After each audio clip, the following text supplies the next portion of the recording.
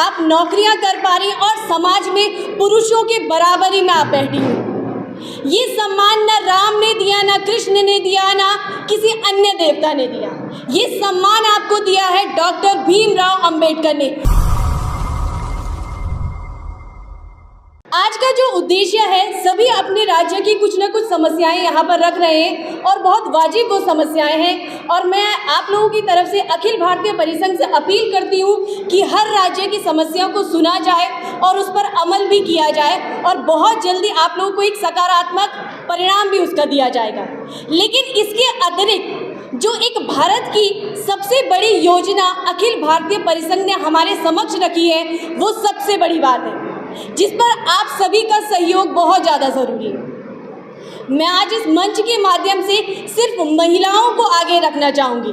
मैं एक महिला हूँ और अखिल भारतीय परिसंघ उत्तराखंड परिसंघ की IT सेल कन्वीनर हूँ। तो मैं दो मुख्य उद्देश्य पर बात रखना चाहूँगी, एक तो महिलाओं की भागीदारी और दूसरा सोशल मीडिया।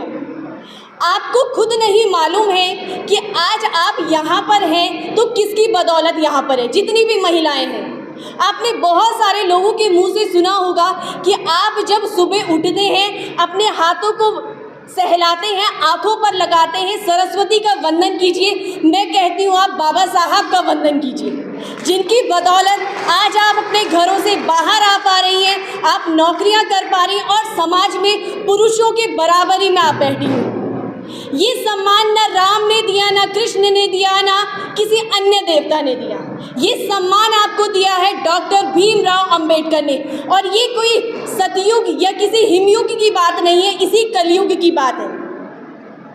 मैं समझती हूँ कि बाबा साहब के जो पोते हैं वो अभी जीवित है, तो मुश्किल से 2 पीढ़ी पुरानी ये बातें हैं। हिंदू कोड बिल सभी को विदित है कि किसके लिए ये आया है। तो क्या आपको नहीं लगता है कि ऐसे व्यक्ति के लिए अब आपकी बारी है आवाज़ उठाने की?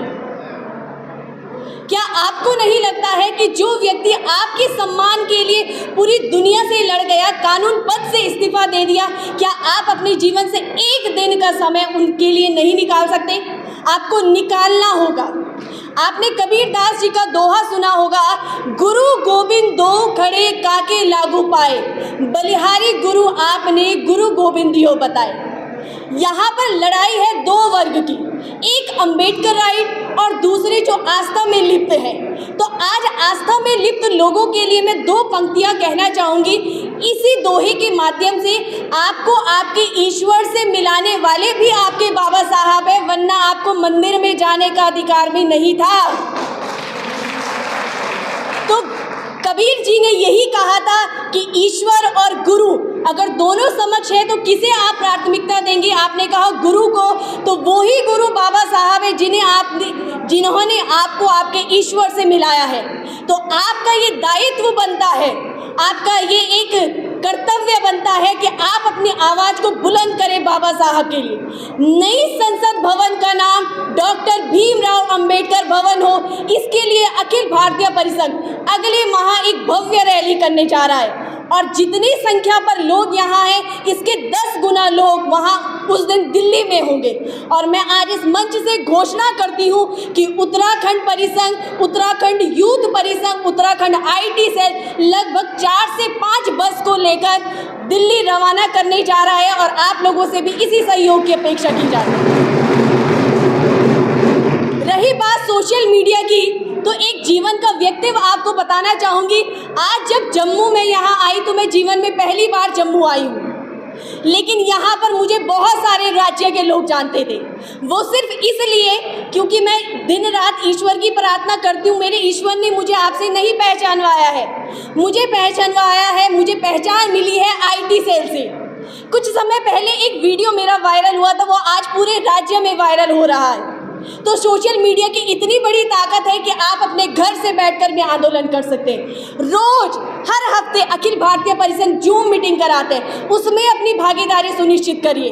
अपने स्टेट में आप लोग मीटिंग्स करिए, घर बैठे भी आंदोलन हो सकता है। आप लोग बहुत सौभाग्यशाली हैं, आप लोगों को अवसर तलाशने की जरूरत है। कोविड-19 आया, बहुतों के लिए एक दुखदाई समय था, पर हमारे लिए अच्छा समय था कि हमें ऑनलाइन प्लेटफॉर्म यहाँ से मिला है। अवसर की तलाश बर्दाश्त हमने यहाँ से किए। तो इस अवसर को गंवाना नहीं है।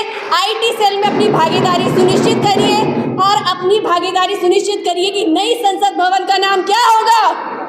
डॉक्टर भीमराव अंबेडकर संसद भवन होगा। इसी बात के साथ मैं अपनी वाणी को विराम देती हूँ। बहुत बहुत धन्यवाद।